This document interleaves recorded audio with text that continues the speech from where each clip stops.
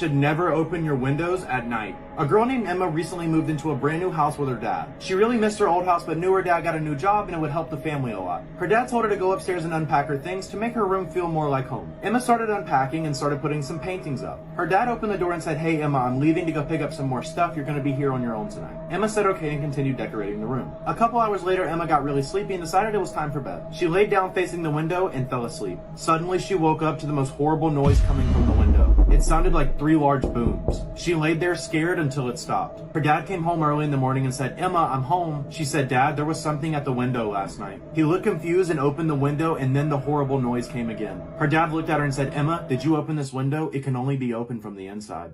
Have you ever felt like you're being watched by someone or something while being entirely alone? Once there was a hunter who was in the middle of the woods. After a long day of hunting, he had lost his bearings, so he just decided to go one direction until he could find a way out. After a few hours, he found a small cabin. Having no other choice as it was getting really dark, he decided to see if he could stay there for the night. The door was open, no one was inside. He went on the bed and just decided he would apologize and explain himself to the owner of the cabin in the morning. But as he tried to go to sleep, he saw the entire cabin was decorated with portraits, all painted in extreme detail. Their faces weren't normal. They were all twisted, angry, and hateful. These disturbing paintings made him really uncomfortable, but he just tried to ignore them as much as he could and went to sleep. As he woke up the next morning, he got up from the bed and realized that there are no portraits on the walls of the cabin at all. Instead, they were windows. This is why you should always be scared of clowns. In 2004, a babysitter had just sat down to watch TV before the parents got back when she noticed something. In the corner of the room was a large clown statue that, no matter how she positioned herself, seemed like it was staring right at her. As she's looking at it, the father calls to check in on the kids. She tells him everything is fine, and right before they're about to hang up, she says, "Why do you have a huge clown statue in your TV room?"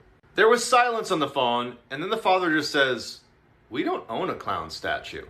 She immediately drops the phone, runs upstairs, gets the kids, runs outside, calls the cops. Cops go in and come out with this guy. As the police are taking the clown away, one of the officers comes over to the girl and with a very grim look on his face just says, "We found him underneath one of the kids' beds. He was holding a sharpened screwdriver." I don't know whether to be angry or impressed. Imagine getting up, getting ready, heading out the door, noticing your car is missing. What do? You file a report with the police, you Uber to work, morning ruined. So you come home from work and your car is back in its spot.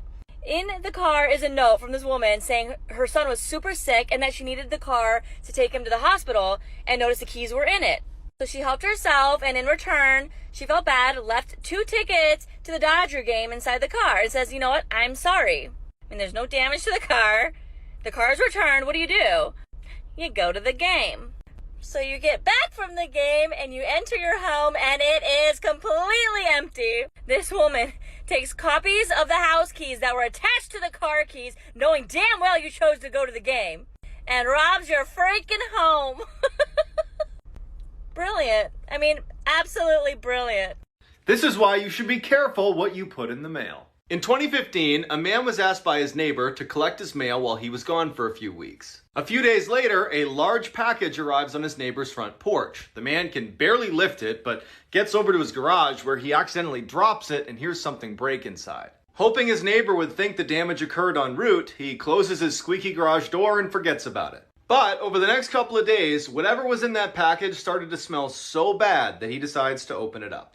Inside were 2 very important finds: his neighbor, who was dead, and a camera that was still recording. The police bring the man in for questioning and show him what was on the camera inside the box. It starts with his neighbor talking to the camera about how excited he is to mail himself home for his YouTube channel. Then police fast forward to the very end where they see that the neighbor is now sleeping in the box, and then suddenly gets dropped and you hear a crack, and that's his neck breaking. And then you hear a squeaky garage door close. One day I got these shoes from Target, and I got home and I started unboxing the shoes, and inside the box there was a little note. On the note it said, "Today's your lucky day, come to this address to get your prize." So automatically I was like, oh my god, David Dobrik is gonna give me a Tesla, you know what I mean? I showed my brother the address and the note and everything, and we went. So we pull up and then we knock on the door and this old lady answers. She's like, "What do you want?" And then we give the note and we're like, we found this note. And she's like, oh yeah, 1 second. And then she goes to get something. So the old lady comes back with like this stone and she gives it to me and she's like, here, keep this stone. It'll keep you safe from all the spirits. I was like, okay. So the night of, I was keeping the stone in my room, but I just could not sleep. I felt like someone was looking at me and I was really scared. Like I literally felt like someone was staring at me. I told my brother and we went back to try to give the stone back to the lady. She wasn't there, so we left it on her porch. Some way after we left this stone at this old lady's house, it gets mailed back to me. And I never gave her my address.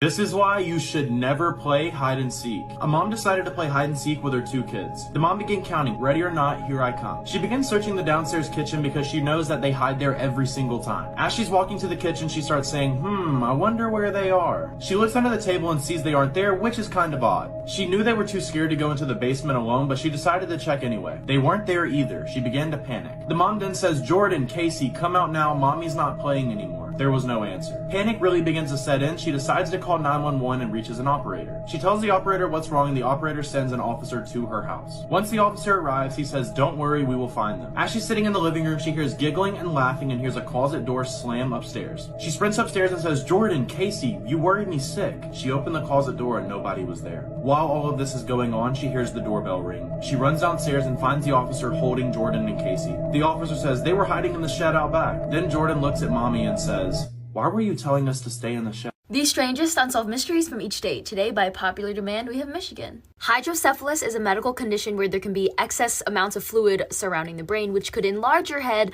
like this dude. And it's up to you if you want to believe this or not, but there are many legends and rumors in Allegan County, Michigan, that say that there are people just like this hiding in the forest who eat anybody who come on their territory. They call these people the melon heads. A local lore suggests that these children were confined to this insane asylum after World War II, where they did very cruel medical experiments on these children to try to relieve their hydrocephalus. Because of this, they grew into very mentally deficient mutants. After the insane asylum closed, the children were either released or escaped into the woods. They supposedly stay around the ruins of the asylum and they interbreed with one another. And again, not to mention that they eat anybody who comes near them. Despite numerous reports of people hearing and seeing strange noises and silhouettes, the Allegan County Historical Society said that there was never an insane asylum there. So just don't wander Michigan forests alone.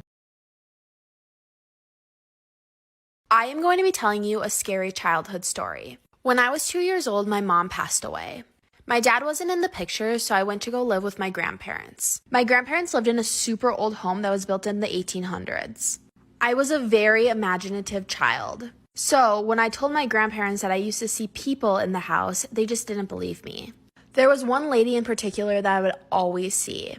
She would sit at the end of my bed and watch me fall asleep. I wasn't scared of her because I thought she was an actual person. Plus, I was super little, so nothing even crossed my mind. At this point, I was like 4 or 5 years old.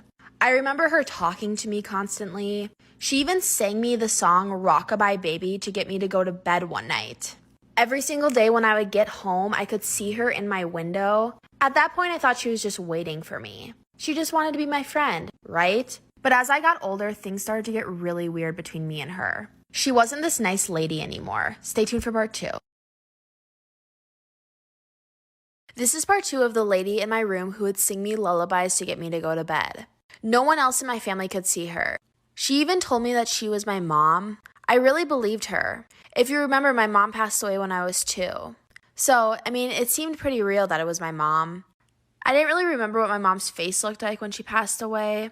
And this lady, could be my mom. She continued to sing me lullabies every single night when I would go to bed. She would always be waiting for me in the window when I would get home from school. But I figured out pretty quickly it wasn't my mom. My mom was a sweet, kind-hearted person. This spirit was evil. She would get mad at me every single time any of my friends would come over. She told me she could see my future and that I was going to go to hell after I died in a car accident. It scared me so much, but no one believed me. It got to the point where I never even wanted to go in the car because I thought I was going to die. She convinced me I was evil. Stay tuned for part 3. This is part 3 of the lady who used to sing me lullabies to get me to go to bed.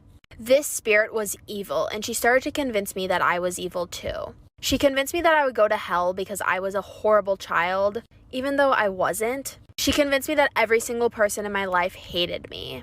She even started to control my dreams, and I would wake up every single night screaming at the top of my lungs from a night terror, and she would be sitting at the end of my bed. This went on for years. When I turned 9, my grandpa passed away. And because it was a really big house, me and my grandma moved to a different house. And the evil spirit was just gone. I never saw her again. But was she really gone? When I was 15, I went to a psychic. The moment I walked into the room, she could feel a dark energy enter the room. She told me that someone was following me every single step I took. And when she said that, I knew exactly what she was talking about. After that, I went to a medium, and after many sessions with her, the